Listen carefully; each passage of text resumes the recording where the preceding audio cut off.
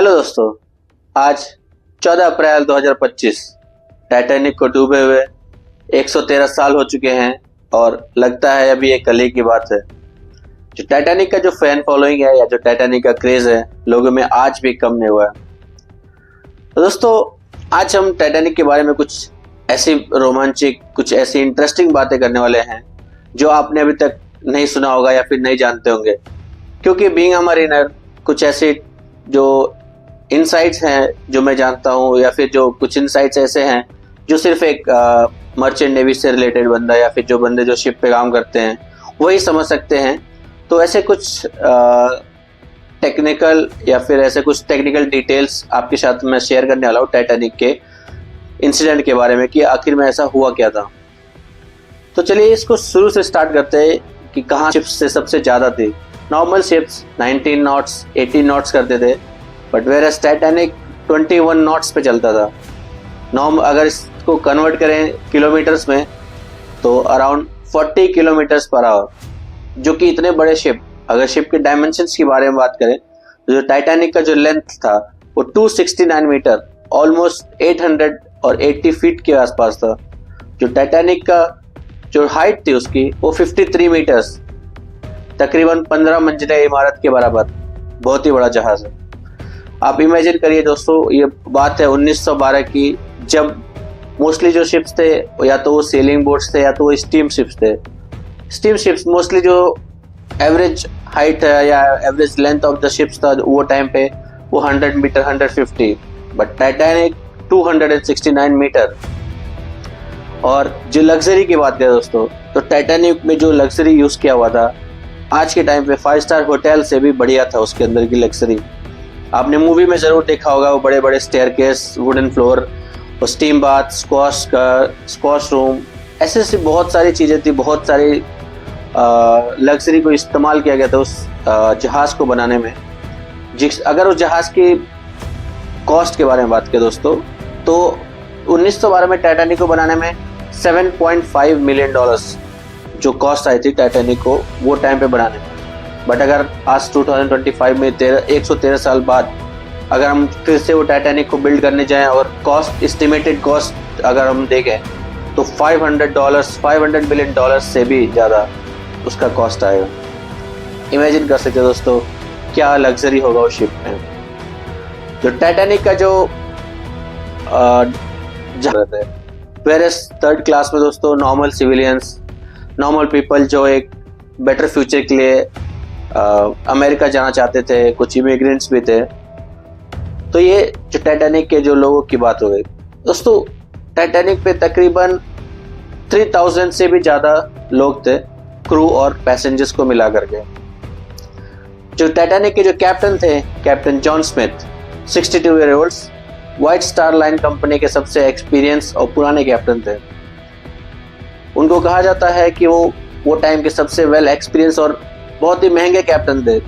दोस्तों आपको नहीं पता होगा, मर्चेंट नेवी में जो कैप्टन्स की सैलरी होती है वो डिपेंड करता है उनकी रैंक, कितने साल कंपनी में है, या फिर बड़ी शिप हैंडलिंग करने का उनको कितना एक्सपीरियंस है। तो जो कैप्टन जॉन थे वो टाइम के समय, ये कह सकते हैं आप, सबसे महंगे कैप्टन भी थे। उनकी जो सैलरी होगी नॉर्मल कैप्टन से भी ज़्यादा थी उस समय पे। व्हाइट स्टार लाइन के वो सबसे पुराने कैप्टन भी थे, इसलिए उनको दुनिया के सबसे बड़े जहाज़ को कमांड करने के लिए दिया गया था। तो सोचिए जिनके कैप्टन ऐसे हैं, जो जहाज़ का कंस्ट्रक्शन इतना अच्छा है, वो जहाज़ के जो ओनर है वो इतना कॉन्फिडेंट थे कि वाइस प्रेसिडेंट, जो वाइट स्टार लाइन के वाइस प्रेसिडेंट मीडिया में आकर के ये डिक्लेयर करते हैं कि जहाज़ बहुत ही सेफ है, इसको डुबा पाना भगवान के भी हाथ में नहीं है, ये अनसिंकेबल शिप है। और बाकी बाद में जो हुआ आपको सबको पता है कि टाइटैनिक के साथ क्या हुआ, सेलिंग के दूसरे दिन जो इंसिडेंट हुआ। दोस्तों वापस टॉपिक पे आते हैं। 10 अप्रैल 1912 को ये जहाज साउथहैम्पटन से निकलता है न्यूयॉर्क जाने के लिए। जो डिस्टेंस है 3500 नॉटिकल माइल्स है। टाइटैनिक अपने सफर पे निकलता है। दोस्तों मैं आपको एक चीज और बताना चाहता हूँ। जो टाइटैनिक का रूट था वो नॉर्थ अटलांटिक ओशन होकर के जा रहा था। दोस्तों अप्रैल के महीने में ये रीजन में आइसबर्ग्स बहुत फ्लोट करते हैं। आइसबर्ग क्या होता है दोस्तों, नॉर्मली जो ग्लेशियर्स होते हैं, आपने देखा होगा नॉर्थ अटलांटिक में ग्रीनलैंड भी वहीं पे है। तो ग्रीनलैंड जो दोस्तों पूरा एक आइस का ही है, पूरा वो जो एरिया है वहाँ पे बहुत सारे बड़े बड़े आइस के ग्लेशियर्स होते हैं। तो जो ग्लेशियर्स से आइस टूट करके वो ओशन में फ्लोट करता है, ओशन में करंट की वजह से वो फ्लोट करते करते नीचे तक जाता है। तो जो पानी का टेम्परेचर था दोस्तों वो भी -2 डिग्री था, और जो बड़े बड़े जो आइसबर्ग जो फ्लोट कर रहे थे वो भी ओशन में प्रेजेंट थे ऑलरेडी। जो टाइटैनिक के जो कैप्टन है उनको ये बात पता था, और क्योंकि वो ऑलरेडी मैंने आपको बताया कि बहुत पुराने और वेल एक्सपीरियंस कैप्टन थे। बट वो टाइम पे एक और चीज़ होती थी, जो शिप्स आगे जाते थे वो जो पीछे आने वाले शिप्स को वो रेडियो फ्रिक्वेंसी के थ्रू बताते रहते थे कि आगे कोई डेंजर है। तो जब टाइटैनिक 10 अप्रैल 1912 को निकलता है न्यूयॉर्क के लिए, तो उसके आगे एक और शिप है SS कैलिफोर्निया। वो शिप टाइटैनिक को एक वार्निंग देता है कि आगे आइसबर्ग फ्लोट कर रहा है।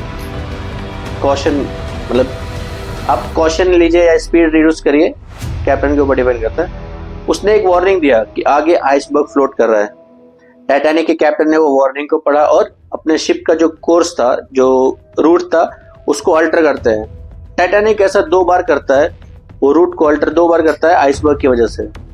दोस्तों अभी तक कैप्टन को समझ में आ गया था कि आगे आइसबर्ग और आने वाले हैं। वेदर बहुत ही चिल्ड था, जो पानी का टेम्परेचर था जैसे कि मैंने बताया कि -2 डिग्री था। और ऐसे केस में जो विजिबिलिटी होती है दोस्तों फॉग की वजह से थोड़ी कम हो जाती है, तो ऐसे दूर तक देख पाना, इतना क्लियर देख पाना और रात के समय पे आइसबर्ग को ऐसे मॉनिटर कर पाना वो पॉसिबल नहीं होता है। दोस्तों ये वार्निंग आती है, नॉर्मली कैप्टन उसको रिसीव करते हैं और जहाज को अल्टर करते रहते हैं। बट कैप्टन के साथ यहाँ पे एक प्रॉब्लम और हो रही थी, क्योंकि कैप्टन के साथ शिप पे कंपनी के भी कुछ बड़े बड़े मैनेजमेंट के लोग भी कंपनी के वो जहाज पे थे, और वो कैप्टन को प्रेशराइज करते हैं, कैप्टन अगर आप ऐसे बार बार अल्टर करते रहेंगे कोर्स तो शिप का स्पीड स्लो हो जाएगा और हम रिकॉर्ड नहीं बना पाएंगे। एक्चुअली उन्हें रिकॉर्ड बनाना था कि जो टाइटैनिक है दुनिया का सबसे बड़ा जहाज नहीं, साथ ही साथ ये दुनिया का सबसे फास्टेस्ट शिप भी है। नॉर्मली जो शिप्स को ये डिस्टेंस ट्रेवल करने में 7 से 8 दिन लगते थे, वो टाइटैनिक को 6 दिन में कवर करना था। मतलब आप समझ सकते हैं 2 दिन 48 आवर्स उनको ये कवर करना था, कम से मतलब 48 आवर कम बाकी शिप से। जो टाइटैनिक की स्पीड थी वो रिकमेंड कर रहे थे कैप्टन को कि स्पीड रिड्यूस ना करें, अदरवाइज जिससे टाइटैनिक डिले हो जाएगा और मीडिया में वहाँ पे न्यूयॉर्क में जाकर के रिकॉर्ड नहीं बना पाएगा। और कैप्टन इतने पुराने और एक्सपीरियंस कैप्टन होने के बाद भी आई डोंट नो क्यों उन्होंने वो कंपनी की बात सुन ली और स्पीड को रिड्यूस नहीं किया और फुल स्पीड में जाते रहे, जब तक कि कंटिन्यूसली उनके साथ वार्निंग आ रही थी बार बार कि आगे आइसबर्ग फ्लोट कर रहा है। सेम चीज़ होती है दोस्तों 14 अप्रैल 1912 को। टाइटैनिक को साउथहैम्पटन से निकले हुए 2 दिन हो चुके हैं और आज टाइटैनिक अटलांटिक ओशियन के बीचों बीच में है। दोस्तों 11 बजे दिन में टाइटैनिक को एक वार्निंग आती है SS कैलिफोर्निया की तरफ से, slow down your speed, you have a big iceberg right ahead. Titanic के कैप्टन वो मैसेज देखते हैं, वो वापस से अपने पॉकेट में रख लेते हैं कि दूसरे ड्यूटी ऑफिसर या और कोई देखेगा तो कैप्टन से फिर से वो आर्ग्यू करेगा कि कैप्टन में स्लो करना चाहिए या फिर अल्टर करना चाहिए। तो कैप्टन साइलेंट हो जाते हैं, उस मैसेज पे कोई एक्शन नहीं लेते हैं। 14 अप्रैल का दिन डूबता है दोस्तों। आज न्यू मून का डे है। न्यू मून दोस्तों उस दिन को कहते हैं जिस दिन मून लाइट नहीं होती है, जो स्काई होता है वो बिल्कुल पिच डार्क होता है।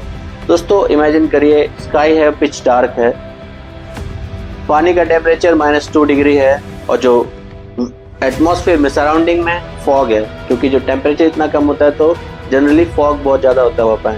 तो दोस्तों डेंस फॉग, -2 डिग्री का टेम्परेचर और टाइटैनिक फुल स्पीड में, उनके पास रेडार नहीं है, बाइनोकुलर्स नहीं है और आगे देखने की कोई ऐसा एडवांस टेक्नोलॉजी नहीं है। ऐसे में जहाज़ के आगे अगर आपकी कुछ आ जाता है, आइसबर्ग वगैरह आ जाता है, तो ऐसे में आइडेंटिफाई कर पाना बहुत मुश्किल है। दोस्तों पुराने टाइम पर क्या लुकआउट करने के लिए एक यूनिक टेक्निक हुआ करती थी। आपने अगर पुरानी मूवीज़ या पायरेट्स ऑफ कैरिबियन देखा होगा तो उसमें आप देखते होंगे कि जहाज़ के फॉरवर्ड सेक्शन में एक जो मेन मास्ट होता है उसमें एक छोटा सा कंपार्टमेंट होता है जहाँ पे खड़े रह सकते हैं आप। आपने टाइटैनिक मूवी में भी देखा होगा जहाँ पे वो फेडरिक फ्लीट खड़े रहते हैं।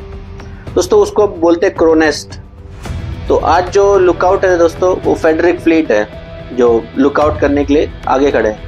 तो दोस्तों जो लुकआउट या जो क्रोनेस्ट होता है वो जहाज के फॉरवर्ड हिस्से में होता है, जहां से आप खड़े होकर के आगे कोई जो डेंजर आने वाला या शिप है या फिर आइसबर्ग है आप पहले देख सकते हो। क्योंकि जो ब्रिज होता है, इमेजिन कीजिए दोस्तों 269 मीटर का जो शिप है, तो अगर जो लुकआउट है वो फॉरवर्ड सेक्शन में है क्रोनेस्ट में, तो वो पहले देख पाएगा ना, क्योंकि 269 मीटर पीछे है, वो 269 मीटर आगे है। इसके लिए जो लुकआउट होता था वो आगे फॉरवर्ड में खड़ा रहता था क्रोनेस्ट में। तो आज फेडरिक फ्लीट है वहाँ पे लुकआउट में तो है, और आज फेडरिक फ्लीट वॉच पे हैं। फेडरिक फ्लीट आते हैं वॉच पे और वो सामने देखते हैं एक बड़ा सा iceberg just right ahead, less than 2 nautical miles के, मतलब 2 नॉटिकल माइल से भी कम की दूरी पे एक बड़ा सा आइसबर्ग दिखाई देता है। मतलब आइसबर्ग दोस्तों एक आइस का पहाड़। वो पैनिक हो जाते हैं और ब्रिज को इन्फॉर्म करने के लिए वो 3 बेल बजाते हैं। 3 बेल बजा के वो ब्रिज को अलर्ट करते हैं और फिर यहाँ से कॉल करते हैं ब्रिज पे। स्टारबोर्ड का मतलब होता है जहाज को दाहिने तरफ घुमाइए तेज से, मतलब जैसे आप कार चलाते हो दोस्तों, तो हार्ड स्टारबोर्ड का मतलब होता है जब कार को पूरा दाहिनी तरफ घुमा दीजिए, मतलब जितना भी स्टीयरिंग आपकी घूमती है 1.5 राउंड पूरा है स्टीयरिंग को स्टारबोर्ड साइड के लिए घुमा दिए, मतलब। और ड्यूटी ऑफिसर इतना पैनिक हो जाते हैं कि वो ध्यान नहीं देते कि हेल्प्समैन क्या स्टीयरिंग कर रहा है, और हेल्प्समैन इतना स्ट्रेस में आता है, इतना पैनिक हो जाता है कि वो गलत स्टीयरिंग कर देता है। और बाय द टाइम वो रियलाइज करता है कि मुझे हार्ड स्टारबोर्ड का ऑर्डर दिया गया था, वो हार्ड पोर्ट कर देता है। जब तक वो घुमाते हैं ऑलरेडी बहुत लेट हो चुका है, क्योंकि जहाज की साइज जैसा मैंने बताया 269 मीटर और वो फुल स्पीड से आ रहा है, 40 किलोमीटर पर आवर की स्पीड से आ रहा है दोस्तों। इसमें कोई ब्रेक नहीं है, इसमें कोई रोकने के लिए कोई और सिस्टम नहीं है दोस्तों। बाय द टाइम वो ऑर्डर देते हैं और इंजन को स्टॉप करके स्टर्न करते हैं, बाय द टाइम बहुत लेट जाता है दोस्तों, और कभी ना डूब सकने वाला जहाज आइसबर्ग से टकरा जाता है रात को 11:40 पे। दोस्तों जिससे हमने वीडियो में बात किया कि टाइटैनिक वो टाइम का बहुत ही आधुनिक शिप था दोस्तों, इसमें आधुनिक इतना ज़्यादा एडवांस भी था वो टाइम के हिसाब से। अगर सेफ्टी के बारे में बात करें दोस्तों, तो जो टाइटैनिक में जो सेफ्टी फीचर्स यूज़ किए गए थे वो बहुत ही ज़्यादा एडवांस थे। देखिए हम समझाते हैं आपको दोस्तों।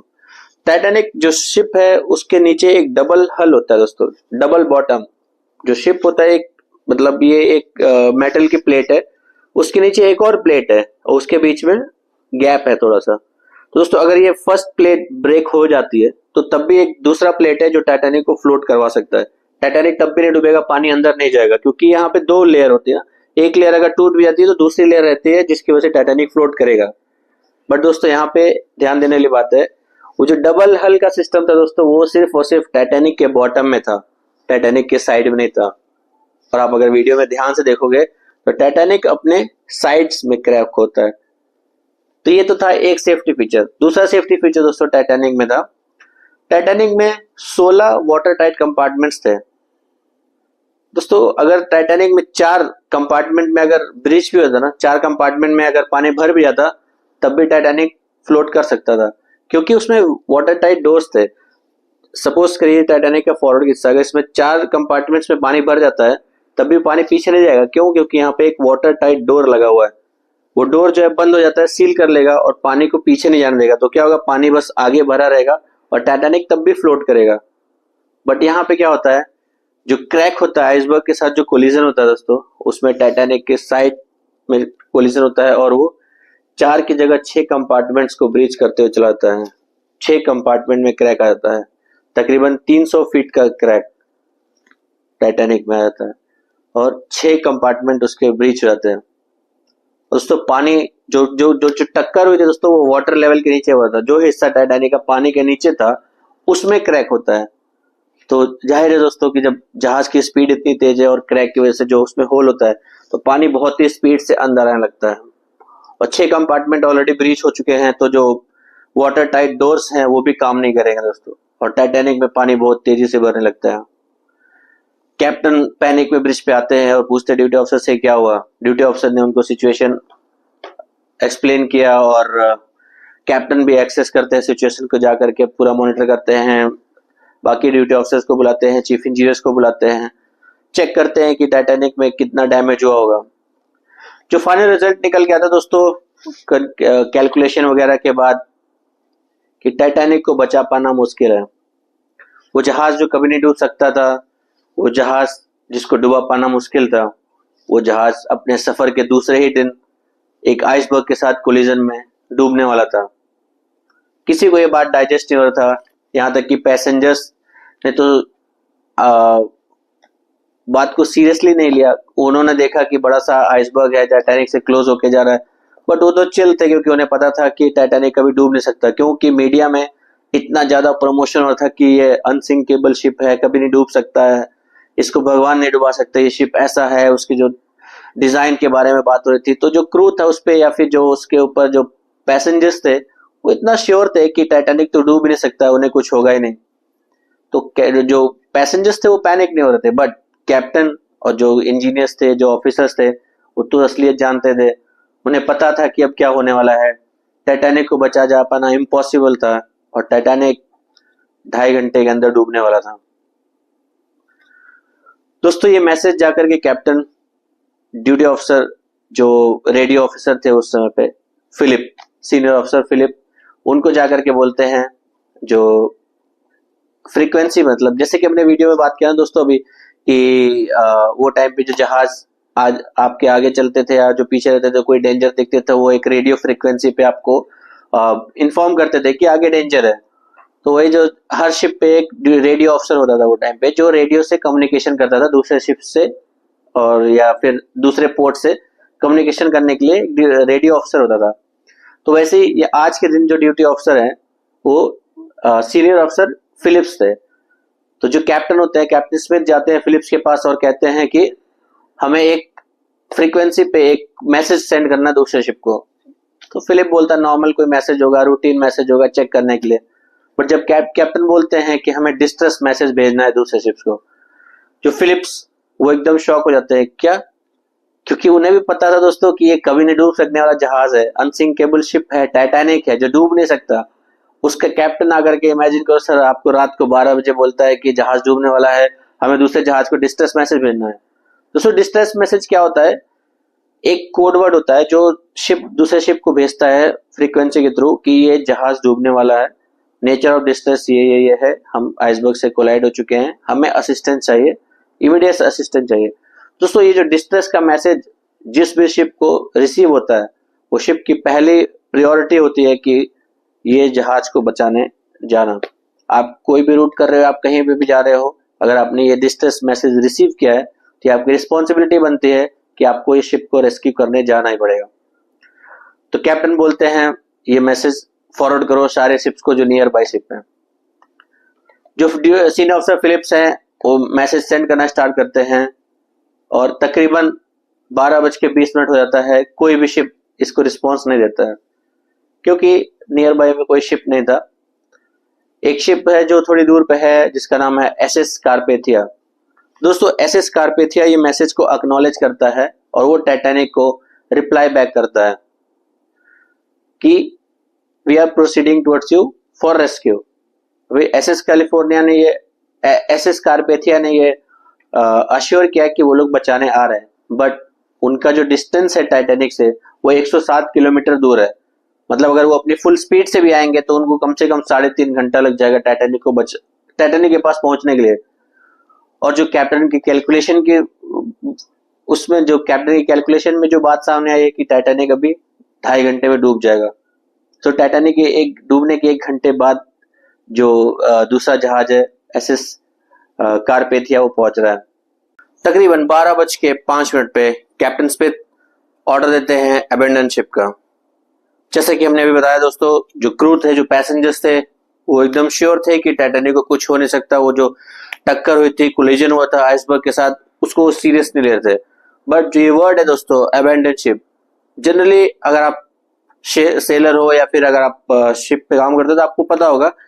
अदरवाइज जो नॉर्मली जो शिप होता है दोस्तों, शिप पे जब कैप्टन बोलता है अबेंडन शिप, दोस्तों ये ऑर्डर को बहुत सीरियस लिया जाता है और ये ऑर्डर का मतलब होता है कि अब शिप को बचाया जाना इम्पॉसिबल है।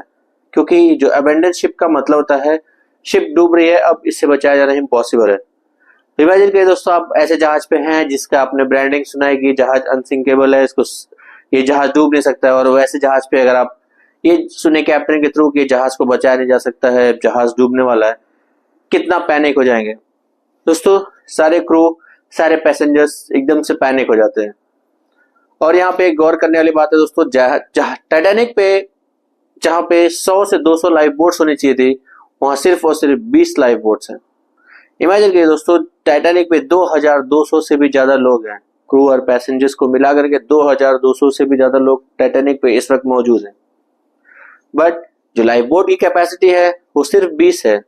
और इन 20 लाइफ बोट्स में अगर फुल कैपेसिटी से भी बैठा करके लोगों को नीचे उतारा जाएगा तो सिर्फ 600 से 700 लोगों को उतारा जा सकता है। बाकी 1500 से 1600 लोगों के पास कोई ऑप्शन नहीं है, उनको उनकी जान बचाने का कोई ऑप्शन नहीं है। और जो लाइफ बोट के जो लाइफ जैकेट्स है ऑन बोर्ड, जो नॉर्मली आजकल के शिप्स पे 100% कैपेसिटी प्लस स्पेयर्स भी होते हैं लाइफ जैकेट्स के, बट वो टाइम पे टाइटैनिक को लेकर के जो कंपनी के सीईओ थे या जो ओनर थे वो इतना श्योर थे कि टाइटैनिक डूब ही नहीं सकता है, तो उस पे जो लाइफ जैकेट्स की कैपेसिटी थी वो भी हाफ थी। मतलब 2200 लोग हैं तो वहां पे सिर्फ और सिर्फ 1000 से भी कम लाइफ जैकेट्स थे। मतलब सबको लाइफ जैकेट्स भी नहीं मिल रहे थे। मतलब दोस्तों जो 1500 से 1600 लोग थे जो ऑन बोर्ड बचे हुए थे, उनके पास ना लाइफ जैकेट्स है, ना उनको बचाने के लिए कोई शिप आ रहा है, ना कोई आसपास कोई आइलैंड है कि जहाँ पे वो स्विम करके जा सके। और जाएंगे भी कैसे दोस्तों, पानी का टेम्परेचर -2 डिग्री है। अभी वो एयरपोर्ट उतरने के बाद जहाज पर 1500 से 1600 लोग अभी भी मौजूद है जिनके पास कोई ऑप्शन नहीं है। और अपने टाइटैनिक मूवी में वो जो लास्ट तक बजने वाला जो वायरन था वो आपने जरूर सुना होगा दोस्तों। तो ऐसे बहुत से लोग थे जो इस सिचुएशन को समझ गए थे और वो चाहते थे कि अब ये शिप को बचा पाना और उन्हें भी बचा पाना इम्पॉसिबल है। तो वो ऐसे सैड नहीं होना चाहते थे, वो चाहते थे कि अपनी लाइफ को 2:20 पे जहाज फाइनली पानी में पूरा डूब जाता है। पहले जहाज में फॉरवर्ड के हिस्से में पानी भरता है दोस्तों, और फॉरवर्ड का हिस्सा हैवी हो जाने की वजह से वो पानी में जाता है, और जिसकी वजह से पीछे का हिस्सा पानी से बाहर आकर के वो 2 हिस्से में टूट जाता है। और तकरीबन 2:20 के आसपास टाइटैनिक पूरी तरीके से पानी में डूब जाता है। उधर टाइटैनिक को बचाने के लिए एसएस कारपेथिया अपनी फुल स्पीड से आ रहा था, बट कारपेथिया 700 लोग जो लाइफ बोट में होते हैं, 750 लोग, उनको बचाता है, उनको बचा करके सेफली पोर्ट पे लेकर के जाता है। नेक्स्ट डे मॉर्निंग में दुनिया की सारी न्यूज़पेपर पे, मीडिया में, हर जगह बस टाइटैनिक की ही बात हो रही थी, क्योंकि एक नॉर्मल शिप नहीं डूबा था दोस्तों। ये शिप जो कभी डूब नहीं सकता था, वो ऐसा शिप था, और उसके ऊपर वो टाइम के सबसे रिच लोग, फेमस पॉलिटिशियंस, फेमस बिजनेसमैन, ऐसे ऐसे लोग उस जहाज पे थे। ऐसा जहाज डूबता है, पूरे वर्ल्ड में इस जहाज के बारे में चर्चा होना शुरू हो जाती है। बाद में जब इन्वेस्टिगेशन करते हैं तो कुछ बातें सामने आती है। बात करते हैं कॉज क्या क्या था, क्या क्या मिस्टेक्स हुई टाइटैनिक में। तो जो नंबर 1 कॉज है दोस्तों, वो तो मेरे हिसाब से हेल्प्समैन। जब ड्यूटी ऑफिसर हेल्प्समैन को ऑर्डर देता है हार्ड स्टारबोर्ड, अब मूवी में देखना दोस्तों, टाइटैनिक के कैप्टन से हुआ। कैप्टन को वार्निंग मिली थी, और ऑलरेडी कैप्टन 2 दिन पहले भी वार्निंग उनको आई थी और उन्होंने जहाज अल्टर भी किया था, बट फिर भी उन्होंने ये वार्निंग को सीरियस नहीं लिया, और जो कंपनी की तरफ से प्रेशर आ रहा था उसमें, उसकी वजह से उन्होंने जहाज का इंजन स्लो डाउन नहीं किया। अगर आप नई बाइक, नई कार भी चलाते हो दोस्तों, तो आपको पता होना चाहिए कि कुछ टाइम तक बाइक को या कार को स्लो स्पीड में चलाते हैं ताकि उसका इंजन थोड़ा हैबिचुअल हो जाए और वार्म अप हो जाए। बट टाइटैनिक के साथ ऐसा कुछ नहीं था दोस्तों। टाइटैनिक का फर्स्ट डे वॉयज, पहला दिन, और टाइटैनिक फुल स्पीड से चल रहा है दोस्तों। कैप्टन प्रेशर में आ जाते हैं कंपनी के, और वो डिसीजन नहीं लेते हैं स्लो डाउन करने का या फिर कोर्स अल्टरेशन का, और सीधे जाकर के वो आइसबर्ग के साइड कोलाइड करते हैं। Mistake number 2। तीसरी मिस्टेक है दोस्तों, आपने वीडियो में पहले देखा, मैंने बताया था दोस्तों आपको कि 14 अप्रैल की आफ्टरनून को एक मैसेज आता है टाइटैनिक को, जिसमें लिखा होता है कि ये आगे आइसबर्ग है, प्रोसीड विद कॉशन। वो एक जहाज ने भेजा था जिसका नाम था एसएस कैलिफोर्निया। वो टाइटैनिक से 337 किलोमीटर दूर था, मतलब टाइटैनिक से 37 किलोमीटर आगे चल रहा था। उस जहाज ने टाइटैनिक को ये मैसेज भेजा था। अगर वो जहाज टाइटैनिक के पास आता तो टाइटैनिक को आराम से बचाया जा सकता था, क्योंकि 37 किलोमीटर था। मात्र 2 घंटे में वो जहाज टाइटैनिक के पास आ जाता। 2 घंटे से भी कम समय में वो टाइटैनिक के पास पहुंचा। बट 14 अप्रैल की रात को 11:30 बजे जो कैप्टन थे एसएस कैलिफोर्निया के, उन्होंने अपना वीएचएफ रेडियो ऑफ कर दिया, क्योंकि आगे बहुत ज्यादा आइसबर्ग था, विजिबिलिटी सही नहीं थी, तो वो रिस्क नहीं लेना चाहते थे। वो जहाज को वहीं रोक देते हैं, ड्रिफ्ट करते हैं। उनका प्लान था कि वो नेक्स्ट डे मॉर्निंग में जब सनराइज होगा वो टाइम पे जहाज को आगे लेके जाएंगे। इतने आइसबर्ग में, इतने खराब विजिबिलिटी में वो रिस्क नहीं लेना चाहते थे, इसलिए वो 11:30 बजे जहाज को रोक देते हैं और जो जहाज का रेडियो होता है उसको ऑफ कर देते हैं। और 11:40 पे टाइटैनिक का कोलिजन होता है आइसबर्ग के साथ। और 12 बजे जब सीनियर ऑफिसर फिलिप्स जो मोर्स कोड जो फ्रीक्वेंसी पे जो डिस्ट्रेस मैसेज भेज रहे थे वो एसएस कैलिफोर्निया को रिसीव नहीं होता है। इमेजिन करिए दोस्तों, जस्ट 37 किलोमीटर दूर जो कैलिफोर्निया की जो क्रू थे, जो ऑफिसर ऑन वॉच थे, वो देख पा रहे थे कि टाइटैनिक पे रॉकेट पैराशूट्स या रॉकेट फ्लेयर्स जो लोग छोड़ रहे थे हवा में सिग्नल के लिए, दूसरे जहाज से हेल्प के लिए, वो देख सकते थे। वो देखने के बाद वो अपने कैप्टन को इन्फॉर्म करते हैं कि कैप्टन, टाइटैनिक से कुछ फ्लेयर्स देखने को मिले, लगता है टाइटैनिक डेंजरस में है। बट जो कैप्टन होते हैं कैलिफोर्निया के, वो बोलते हैं कि टाइटैनिक पे रिच पीपल ट्रेवल करते हैं, पार्टी हो रही होगी, वो फ्लेयर्स नहीं है, वो लोग एंजॉय कर रहे होंगे, पार्टी कर रहे होंगे, और वो उस बात को सीरियस नहीं लेते हैं। सिर्फ वो रेडियो बस अगर ऑन रखते तो उन्हें पता चल पाता कि ये पार्टी नहीं हो रही है, यहाँ एक दुनिया का सबसे बड़ा जहाज डूब रहा है। एसएस कैलिफोर्निया के कैप्टन जब नेक्स्ट डे मॉर्निंग में जब अपना रेडियो ऑन करते हैं तो उनको टाइटैनिक के जो मैसेज होते हैं वो मिलते हैं। टाइटैनिक के डिस्ट्रेस मैसेज पढ़ के उनको बहुत पछतावा होता है। बाद में उनके ऊपर कई कोर्ट केस हुए, उनके ऊपर बहुत सारी कार्रवाई हुई, बट अकेले इनको ब्लेम नहीं कर सकते दोस्तों। जिस कंपनी ने टाइटैनिक को बनाया था, व्हाइट स्टार लाइन, उन्होंने सबसे बड़ा मिस्टेक यहाँ पे किया था। जब वो जानते थे जहाज की कैपेसिटी 2200 लोगों की है, तो लाइफ बोट सिर्फ 20 क्यों रखा उन्होंने? अगर लाइफ बोट पे 2200 लोग हैं तो लाइफ जैकेट्स की कैपेसिटी इतनी कम क्यों होती? इतने अमीर अमीर लोगों को लेकर के वो शिप पे जा रहे थे और सेफ्टी का कोई इंतजाम नहीं किया था उन्होंने। और कुछ रिपोर्ट्स में तो ये भी सामने आया दोस्तों कि जो स्टील यूज किया गया था टाइटैनिक को बनाने में, वो उतना मजबूत नहीं था, उतने कम टेम्परेचर पे उसको टेस्ट नहीं किया गया था।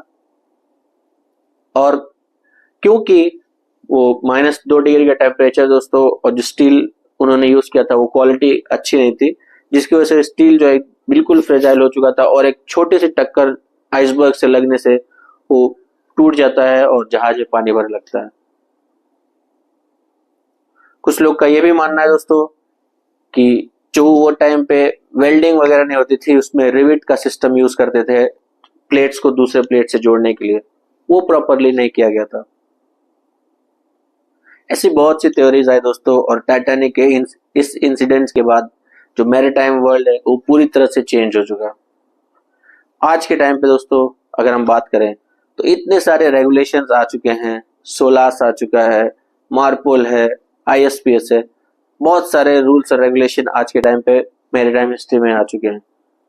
बट उस सब की शुरुआत टाइटैनिक से ही होती है। टाइटैनिक के इस इंसिडेंट के बाद से सारे कंट्रीज मिलकर के एक एमओयू साइन करते हैं, जिसमें ये होता है कि जहाज पर मिनिमम सेफ्टी जो रिक्वायरमेंट्स है वो 100% होनी चाहिए। मतलब अगर जहाज पे 100 लोग हैं तो 100 लोग को बैठने के लिए लाइफ बोट्स होनी चाहिए, उस 100 लोग की कैपेसिटी के लिए लाइफ जैकेट्स होनी चाहिए, और सेफ्टी के पूरे इंतजाम होने के बाद ही जहाज को परमिशन मिलेगा कि जहाज सेल कर सकता है। अगर सेफ्टी आइटम में कुछ भी लैक करता है, हर पोर्ट पे सर्वे होगा, हर पोर्ट पे आपको सर्वे करने के बाद सर्टिफिकेट मिलेगा, सर्टिफिकेट वैलिड होने के बाद ही जहाज सेल कर सकता है। ये सारे रूल्स और रेगुलेशन आने के बाद से शिपिंग इंडस्ट्री पहले से बेटर है।